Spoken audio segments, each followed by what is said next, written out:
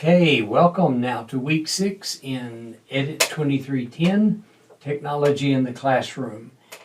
We're going to be looking this week at using spreadsheets to help us calculate and manage student grades. I have a lot of information here for you on this page in Blackboard. First of all, just some things you need to understand as a preliminary.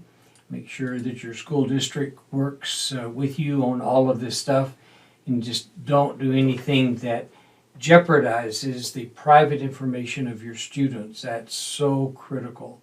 However it is you work with your data, if you have a laptop that you take home, or if you use a flash drive for storage, whatever you do, you have to make sure that you are following the best practices for security of that computer or that flash drive or whatever.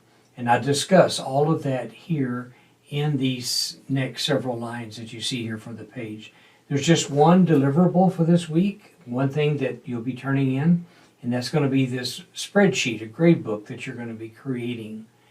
So I start by introducing the kinds of things that you need to consider, and then down here you're going to see discussion about 4 different options that you would have as far as building a spreadsheet. Basically, it boils down to this. You can use Microsoft Excel, and you could also use Microsoft Excel online. And if you use Excel, the desktop version, then you'll actually have a file that you can submit. If you create something online, then you're probably going to have to send me a link to where that can be seen so I can grade it. And when you send the link, and this happens, believe it or not, as a teacher, you get this a lot, where you'll get a link and then the link doesn't work. So when you read in my instructions about sending me a workable link or a working link, then that means to make sure that you've tested it and that you know that you can get to that file. But just understand this one bit of caution, that whenever you are working in something like Google Drive or Microsoft OneDrive, then the fact that you are there, you have a license for that on your computer. And so sure, the links will always work for you. And what you need to do is to make sure that it works for somebody else who doesn't have access to your OneDrive or to your Google Drive, and that you send out a link that would enable really anybody with the link. Whoever has that link will be able to get to that file, and that's what you got to be sure of. So if you've got a friend, neighbor, anybody that you know who maybe you could send the link and say, hey, tell me if this link works to get to my spreadsheet that I created, then that'll be fine. Just make sure it works because it's pretty frustrating not to be able to get to your assignments when it's time to grade these things if the links don't work. Okay, so you can start by using Microsoft Excel, and of course you could use Google Workspace. Google has a program called Sheets. I'm sure you're familiar with it if you use Google Classroom. And for all of these, I think I'm giving you tutorials for all of these. Here's one by Layla Garani. She's one of the most popular YouTube tutorial channels, has over 1 million subscribers, and she is an Excel expert. And she has a whole playlist on the Google Sheets. And it's really important to listen to her talk because she has no vested interest in education one way or the other. You know, she doesn't care if we use Google Classroom or Microsoft products. She just happens to be an expert in Microsoft Excel. So whenever she talks in her videos about using the Google Sheets, she talks about the differences, things that you can do. And there's several things that you can do in Google Sheets that you cannot do in Excel. But there's also some very powerful and advanced functions in Excel that you could never do in Google Sheets. So watch her videos. There's several of them, and they will help you a lot. There is also a competitive product out there. It's what we call a free and open source program.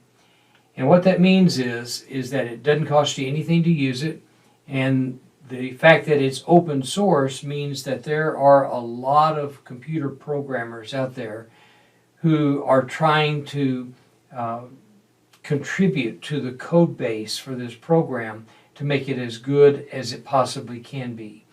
And so it is a totally free alternative to having Microsoft 365. And you can go, I've given you the link here. I have it installed myself on a USB flash drive.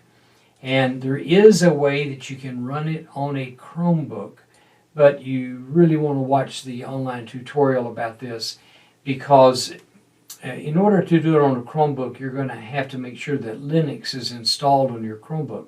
But if you do have Linux, then you can run LibreOffice inside of Linux on your Google Chromebook, and that way you've got a full-blown desktop-based application. And understand the difference. Whenever something is installed on your hardware, your local computer as we call it, when you have something installed and running on your local computer, it runs and then you see results on your screen at the speed of your computer. If you have a very fast processor on your computer and lots of memory, then you're going to be able to get fast results really quick up on your screen. But if you're using an online application like Google Sheets or Google Docs or something like that, or Excel online, same thing, then whenever you're working in an online spreadsheet, yes, the servers are going to calculate that stuff really fast, but you are going to be limited into how quickly you see that on your screen based upon your internet connection. If you have a very slow internet connection that brings things down from the internet to your computer, and if that's a slow connection, then as these spreadsheets and everything get larger and larger, then those are going to start taking longer and longer for you to work with. And so that's the big frustration in working with online apps and online services where, like the Google Workspace or even the Microsoft Office online documents. And so having LibreOffice running on a Chromebook. Now, Chromebooks are very fast. Those are really good little computers, but they're very limited in what they can run. You cannot install anything Microsoft on a Chromebook, and I've tried that. Now, there is a way that we could build a virtual machine that's running inside of your Chromebook, and then we can install Microsoft that runs inside of the virtual machine, and then we could run LibreOffice or Microsoft Office or any of them on your Chromebook. But that takes a lot of knowledge, a lot of skill and experience. I can do it, and I've helped other students to do it, but it takes a lot of time, more time than what we would have left in this term. Anyway, so you can use LibreOffice on it, but see, you can also just run it on a flash drive, and that goes back to that caution I gave you at the very beginning, that if you are saving student information on a flash drive, then that flash drive, you just must, to be responsible and to keep yourself from being sued by parents or whenever you lose their little child's privacy information, you've got to make sure that that flash drive is encrypted. And if you're using a laptop with that stuff done, then you need to also make sure that that laptop is encrypted. So if somebody steals it, they get the computer, but they can't see any of the data. Through all the years I've been at Wayland, I can't tell you how many times I have walked across the parking lots or streets and looked down and picked up somebody's flash drive that they dropped. Sometimes they're very workable, and I've been able to use them to find out who they belong to so we could get it back to them. And other times I see it all crushed because some car has driven over it, in which case then you've lost the flash drive and you've lost all the student information that you might have on that. So just be sure that you understand what you're doing. Use your electronic devices responsibly. There is a link here in this last item under LibreOffice to a website called Be Encrypt, and it has all kinds of information about how you can encrypt flash drives and these kinds of devices. Be sure you do that. Now, for Mac users, there is a spreadsheet in the Apple Store called Numbers. I have it, I use it. Well, I don't use it so much anymore because I'm so busy teaching Microsoft, but I have in the past used it. It runs on my iPad, so that is something, if you're a teacher with an iPad, you can use your Mac computer and your iPad to run Apple Numbers. Just understand that Apple Numbers is a different animal than Microsoft Excel or Google Sheets, those kinds of programs. So it just works different. And the way columns and rows are related to each other, the way you build functions and formulas is a little bit different. And so, but that's fine. If you're a Mac user and that's all you have and that's what you want to use, great, go for it. But just be aware that it's a little different and it's not something that you can transport back and forth from a Windows computer to a Mac computer. So if you have Mac at school, Windows at home, you're going to have problems trying to use Numbers. One more thing I wanted to say, and I failed to mention it when I was talking about Microsoft, you can also use a database like Microsoft Access for doing what this assignment includes. I don't really recommend it unless you're a database expert, but just be aware that Microsoft Access is a database that can do that. Google doesn't offer a user-friendly database. Now, there are databases that you can find on Google to use, but trust me, those you have to be an expert with databases to use those kinds of. That's a very advanced piece of software. In LibreOffice, they have spreadsheets and a database, as well as all kinds of other good free stuff. LibreOffice is a very good free program to use. And if you have students who have older, slower computers at home who don't have Windows installed, you could tell them to use LibreOffice because they can get a full Office suite on their computer that will open and edit Word documents. It will open and edit Excel documents. And you can create something in LibreOffice that you could use on your Microsoft Excel program. And that's all there, and it's totally free. And so people who are constrained by their income or something and can't afford an annual subscription for $100 a year, then free is great. Now here's your assignment. You're going to create a spreadsheet that's going to help you to manage grades, and I give you a lot of specifications here about things that I want to be included in it. Guys, do this as you read through these. If you have questions, if I'm not real clear about what I want you to do, then email me and ask up front. Don't wait until the deadline and try to tell me something like, well, I didn't understand your instructions. If you have questions, then ask me in advance and I'll do my best to clarify it every way I can. So you're going to have about 10 students in it. You're going to create enough grades for those 10 students over a 6-week period of time, and then you're going to have calculations that will take all of the assignment grades and calculate them and then make sure that they are correct. And I've given you here 3 different types of assignments that you will include, and it's one thing just to have 6 weeks of grades and then just average them, but you can't do that in this because these grades are weighted grades.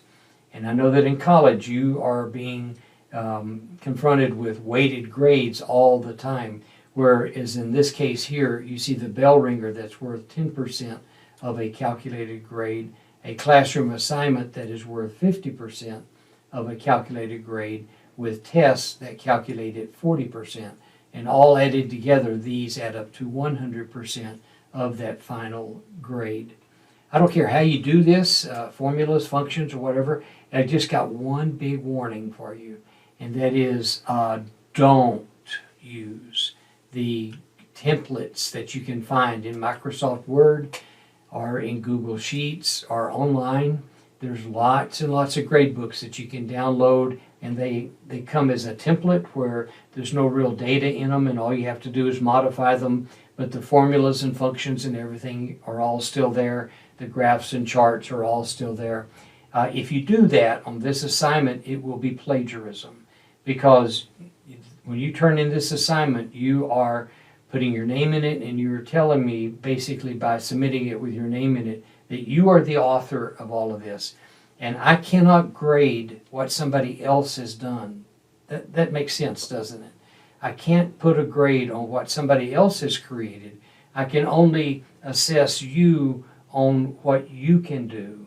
And that's what every teacher is trying to do. Find a way to grade you and give you a grade that reflects accurately what your capabilities are in that kind of an assignment. So anyway, you just read all these. You can make it look as pretty as you want to. Charts, graphs, all kinds of things like spark lines if you're using Excel. Those are great for helping you to visualize the data. And then down below, of course, you see the peer support forum. And then below that, you see the link for where you will upload your gradebook. And you can just upload it as an Excel workbook or give me a working link to wherever that is. And just do that by this coming Sunday at the end of week 6 by midnight, and everything will be great. So if you have any questions about any of this, let me know. I'll be happy to help you with this. But probably Excel, I'm going to tell you this, Excel is the single most important piece of software in the business world. I don't know of really any major business, even on the level of high-level managers and mid-level managers, everybody is using Excel. And of course, there's more and more people who are using Google Sheets too. But the point is that being aware and being functional in spreadsheet applications is what this is all about. You're going to learn and train yourself. You got a whole week to get this done. Train yourself in the basics of how to build spreadsheets and things like that. Look around, get ideas from other places, that's fine, but just don't use any of the formulas or functions or layout. Guys, I know how to drill down inside of a program and find out who the original actual creator was, and so just don't pull that, because I really do know how to do the stuff that I do here. Okay, well, that's going to be it for week 6. I hope you enjoyed this. I hope it's productive for you professionally, and I hope you have some fun with it.